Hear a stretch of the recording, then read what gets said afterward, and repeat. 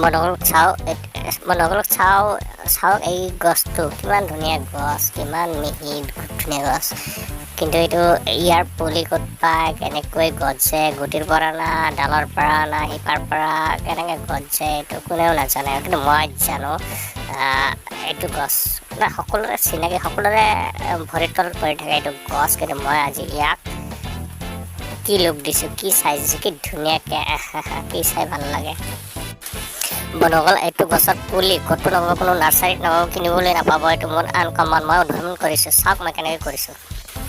আচলতে এই গছটো সকলোৱে গছকে এই ইটাত হয়, ক'ৰবাত মানে ইটাত হয়, চিমেণ্টৰ কিবা কোটাত হয়। এইটো চাওক ইটা, সকলোৱে মানে গছকি যায়, এইটো কোনেও কেয়াৰ নকৰে। এইটো ইটাত সেই কেয়াৰ নকৰা গছটো মই কি বনাইছোঁ, এইটো ইটাৰ ভিতৰত হয়, কিন্তু সকলোৱে গছকে, কোনোবাই পেলাই দিয়ে। কিন্তু কি মই কৰিছোঁ, কি মৰমত এই গছটো মানে কি লুক দিছোঁ, কি ধুনীয়া লুক দিছোঁ। এইটো মই এভেইলেবল কৰি দিছোঁ এতিয়া মোৰ নাৰ্চাৰীত, মানে মোবাইল নাৰ্চাৰীত মই এভেইলেবল কৰি দিছোঁ। বন্ধুসকল চাওক, সাধাৰণ গছটো মানে গছকা গছটো মই কি বনাইছোঁ। বন্ধুসকল ধন্যবাদ। তো বন্ধুসকল ধন্যবাদ, আকৌ একবাৰ ক'লোঁ।